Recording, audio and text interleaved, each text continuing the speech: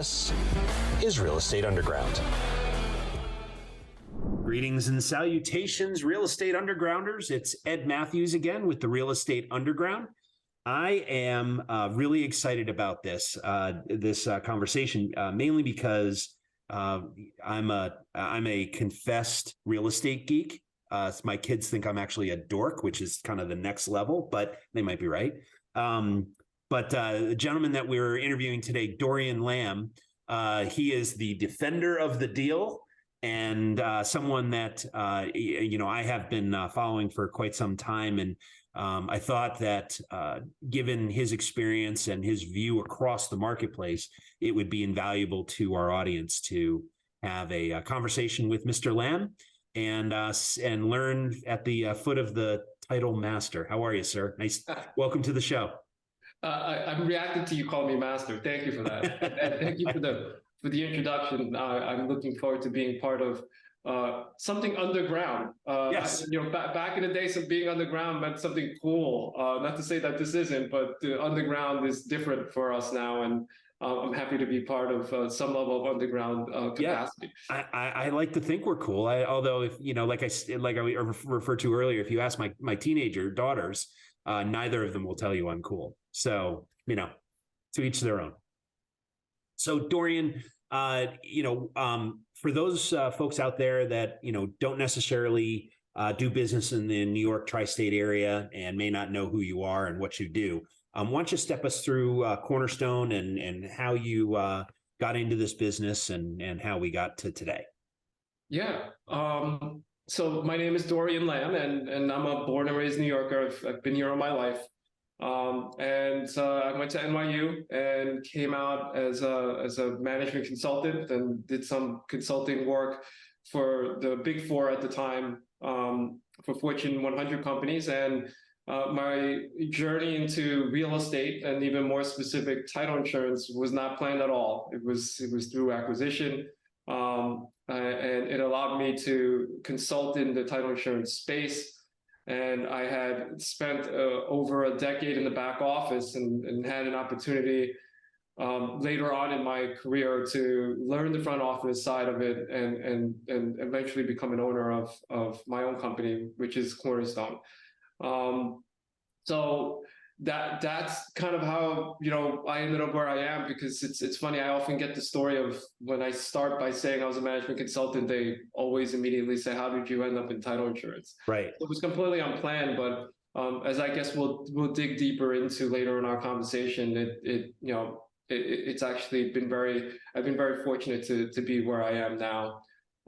It's one of the things that drives me, because at this point in my career, it really is about being as optimal as possible and trying to grow the business and grow our investment profile as well. Yeah, excellent. And so the thing that's interesting about your operation and the way you approach it, and the fact that fellow software and process consultant and sales guy and operations guy and all that.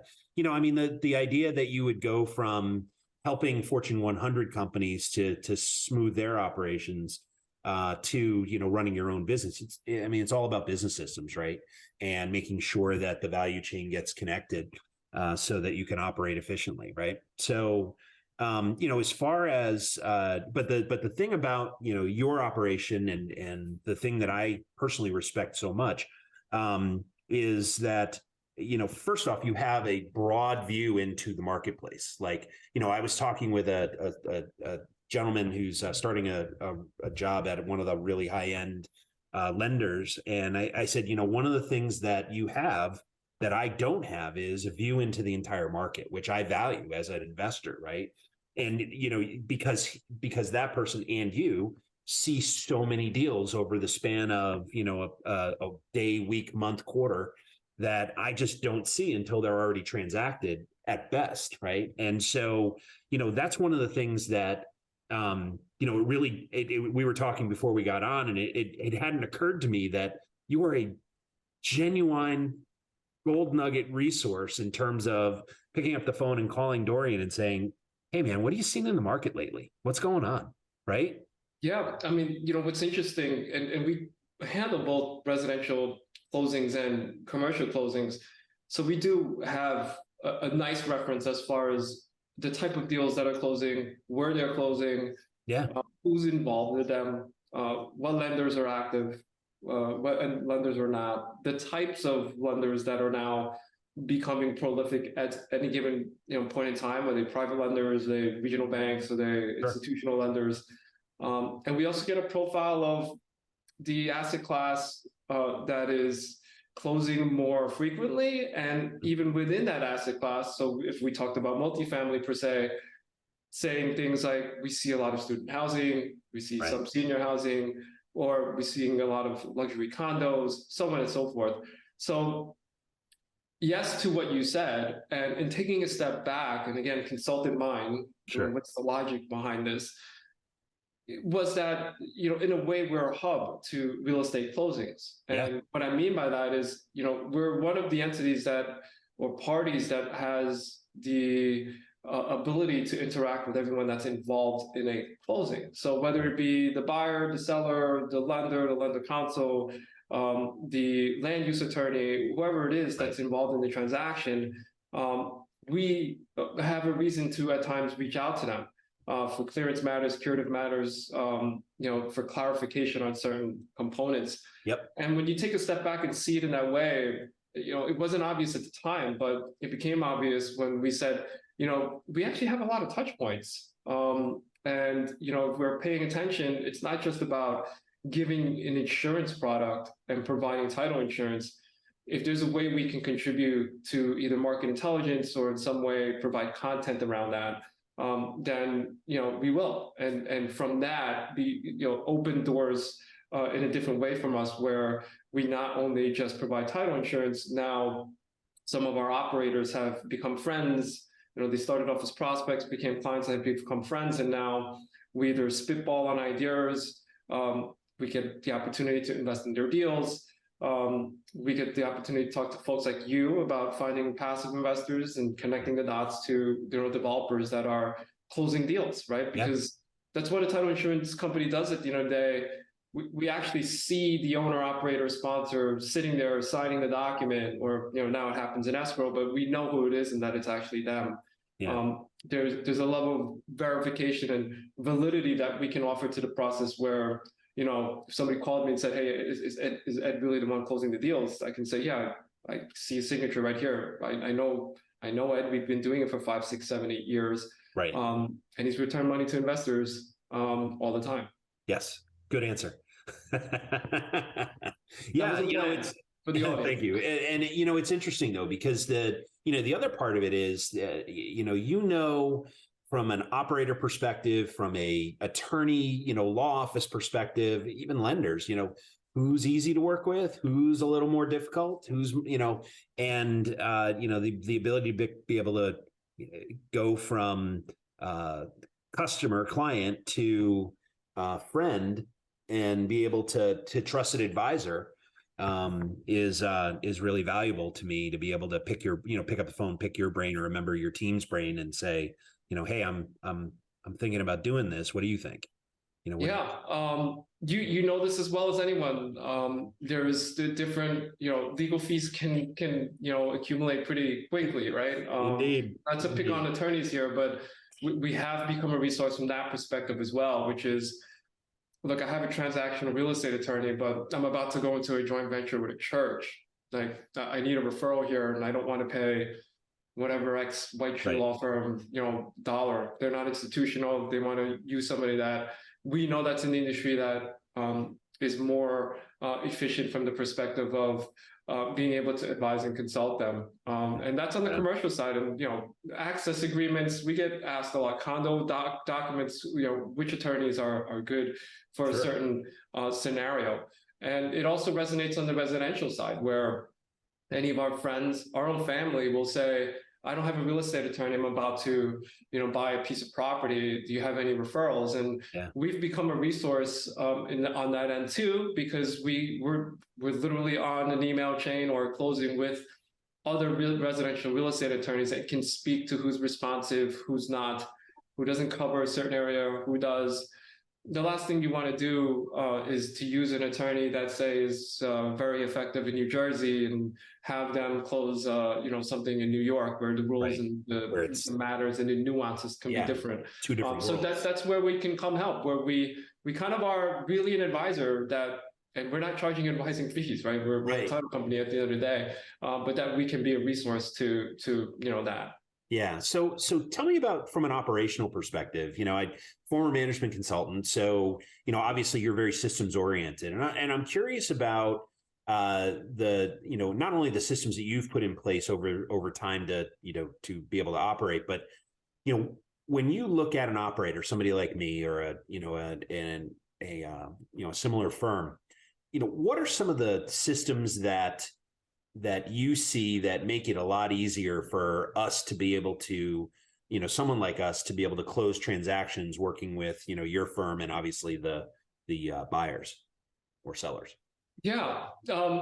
I don't know if there's a specific system that I can, cite here, but I think it's more of a philosophy, right? Yeah. Best practices. That's what I'm talking about. Where, one of the things that we are firm believers in is we hire by talent. And what I mean by that is, and I'll define that a little more, but yeah, great. What I mean by that is, for us, gone are the days of finding somebody that specifically fits perfectly into a certain role or mechanism or responsibility. Right. It's become now talent. And when I mean talent, what I mean is problem solving, the ability to kind of not only present the problem, but then actually go through the extra steps of saying, but we could do it this way. Right. And that's important for us because as a whole, now this is, this could speak a little bit to system. My objective as a business owner is not to do everything. If I'm doing everything, then the program is wrong. Right. And I can't scale, right? I can't grow.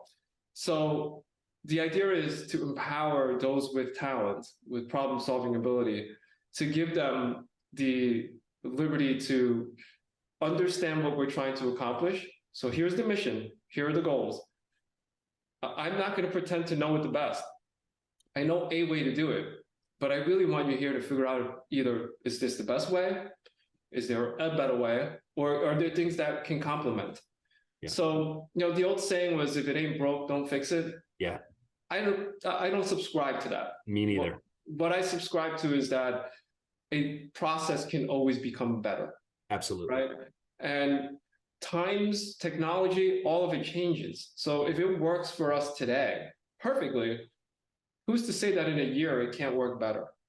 So that's the that's the way that we hire, and that's the way we go about growing a company or growing anything that we're involved in. It's finding the talent, knowing that somebody's going to take the responsibility and that has the desire to, solve a problem. Yep. And then align it with the goals and the mission of what their primary objective is.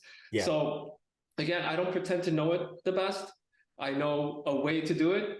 I want to put people there to tell me the best way to do it. Yeah, I'm very open with our team, and I've said this more than once on the air that if I walk into a conference room or onto a Zoom call or something, and I'm the smartest person in that meeting, we're in a lot of trouble, right? It's a problem.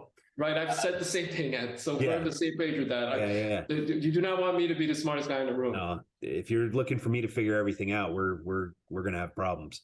So yeah, the same thing, right? Is we are looking for people who understand our vision in terms of what we're trying to accomplish for our investors, our residents, and everybody in between. And so it's.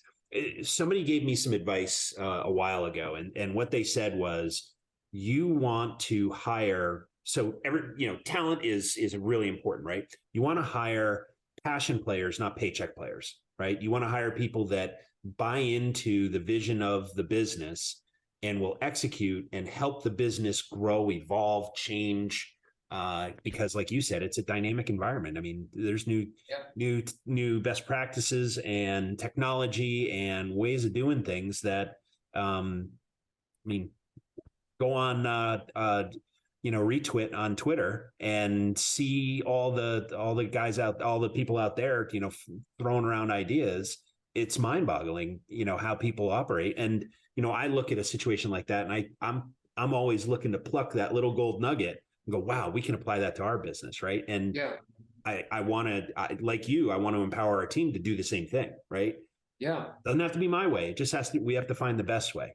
Right. Exactly. And this, if your task is so mundane and non-dynamic that it's the same every single time, then we were kind of kicking back, and before we hit record on this, that Yeah. technology is there, and ChatGPT is there to take it if it literally is the same ending all the time, right? I'm in love. So you have to evolve with that, and as a company that applies as well. Yeah, I mean, we don't necessarily use ChatGPT to like create content, for instance, but watch 2 weekends ago, watching the Celtics game it was the Celtics game. I updated all of our job descriptions, all of the checklists that, for the various processes. And because I've been trying to revamp our employee manual so that everybody, we bring everybody on the same page.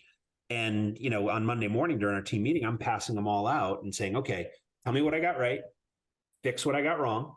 And if you have a better idea, incorporate it and let's talk. Right. And so they all scattered, and, they've been working on their various things, because I want to, one is that, I want to empower them and get their buy-in in terms of how they operate. But the other part of it is I'd like to take vacation every once in a while. And so, right. Right. Even leave early on a Friday afternoon would be okay every once in a while. And, the fact is that if you don't show up to work as the principal, right, or the founder, and everything stops, you don't have a business, right? Right. So the idea here is not to control everything. The idea here is to get it to a point where you could set it and forget it, right? And trust those that you've put in place to do what they need to do. And hire people that are better at those jobs than I am. Right. Yeah, absolutely. So, given your experience today, as well as, frankly, your management consulting experience, I'm sure you've had many mentors along the way. And so I'm curious, in terms of advice that you've received over the years, what is the best advice you've ever gotten? And, I'm curious, who gave it to you? Yeah, not to be corny here, but the best advice is to recognize that you need mentors and coaches, right? Right. You're spot on with regards to the fact that my journey still has mentors and has had mentors. Sure. So it was kind of phrased in a way where it's, think of any high performing person that in any capacity. And most people will name an athlete, but even if it were not, even if it's a famous celebrity on TV, the response to that is, do you realize how many coaches and advisors they have? Because the majority of them will have, on average, probably 10, right? Yeah. And the question comes back to me, and it's, how many do you have? And it's 0. So it's, think of it from that lens. Right. But I'm not going to use that as a cop-out to your question. The one thing that I would say that is has been extremely important and vital insight through my years now as a real estate investor, outside of the title company, but as a real estate investor and as somebody who contributes to capital raising and, helping people look at deals or find deals, it's about the people, right? And you reach a point where it's not always about the deal, right? Because when I first started out, it was what had the highest returns, what to me was the greatest opportunity. Mm-hmm. And of course that's important, but you get to a point, and Ed, this, which is you're going to come to a point where you have 5 deals that are all great. Right. And I reached a point where it was like, it's about the people. And what I mean by that is you're about to invest in them. You're about to partner with them. You're about to do something together. And real estate, as we all know, is not something that takes a day. It takes years, right? And you're about to get into a partnership, i.e. marriage, relationship with, said people. So there's something to be said about spending the time to understand, get to know, and build relationships. Yeah. So if I were to summarize that, it's, and you've heard this, I'm pretty sure, but people will take a good deal with great partners over a great deal with bad partners, right? 100% of the So, time. I see it all the time in title, which is we see deals that are being sold because the partnership just reached a point where they needed out, they wanted out, or there was some, separation or something that they just could not agree on, and they needed to sell the site or move on, or find an equity injection, or find some way to dissolve the partnerships. So that's one of the lessons I've learned, because at the end of the day, you representing many investors, and in some cases being the investor, right. You want to know that, because real estate, another thing that we know that's a given, is that it's not always going to go according to plan, right? It really does. And when it doesn't go according to plan, is that individual going to really have your best interest in mind, or are they really kind of set on some lavish lifestyle that they're trying to, maintain? Right. So, famously, one of the questions that I heard someone ask when they were seeking out partnership was, "What kind of cars do you drive?" Right?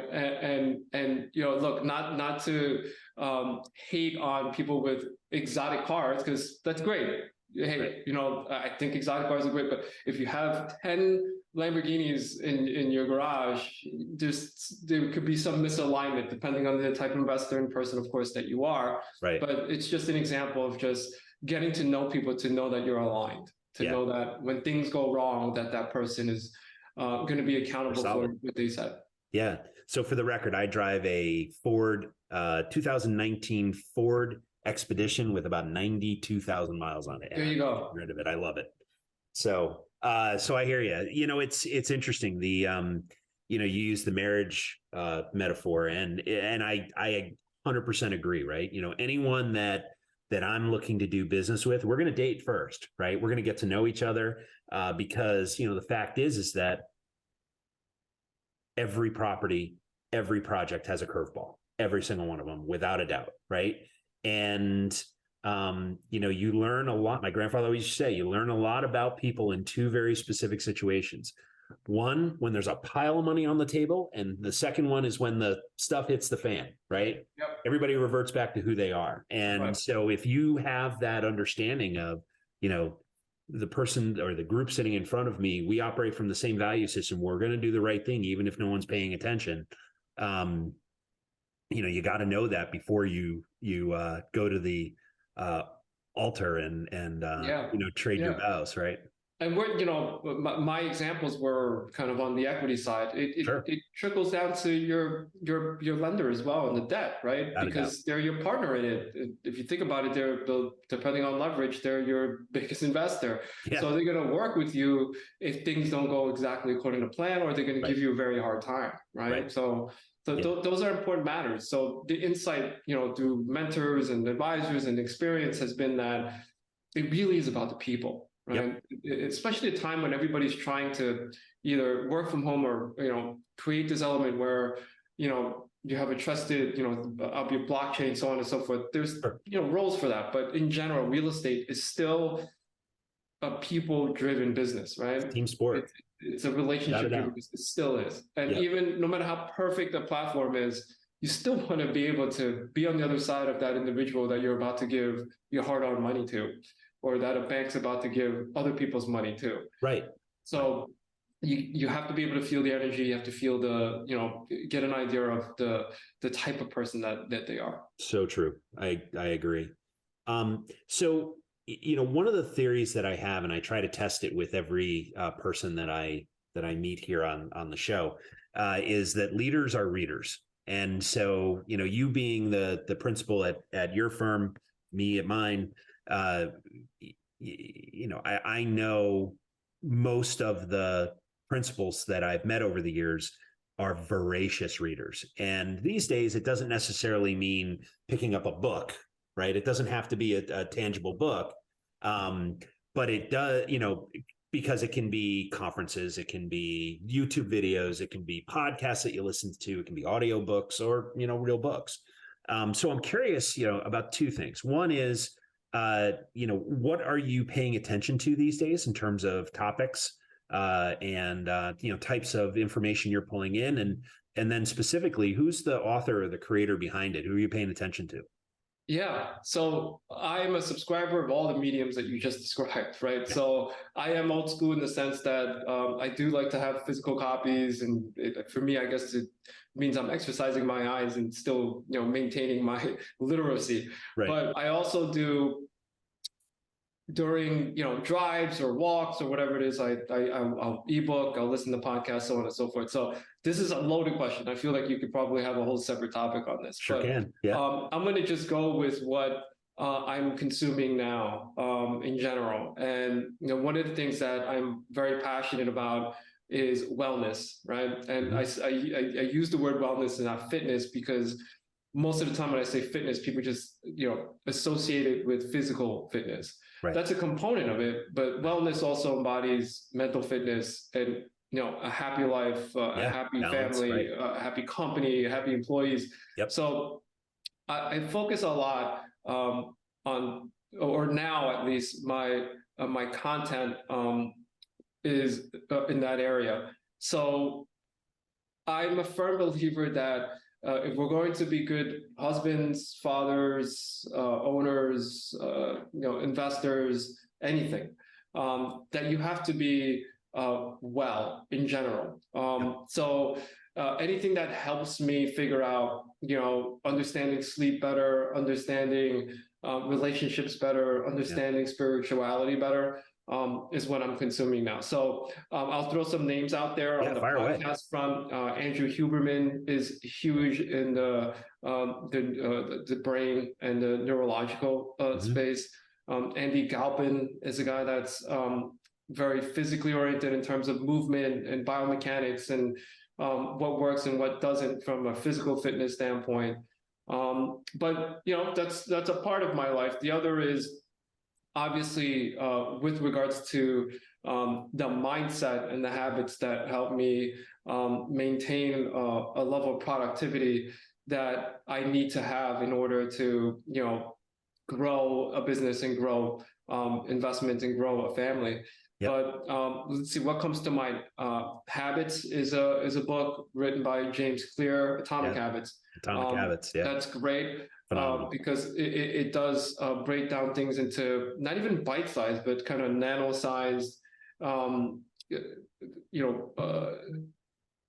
nano-sized type of consumable things, right? To start programming in, right? And not think of it as I need to be able to read 100 words per minute tomorrow. There's always a starting point, and then recognizing that it's about the repetition.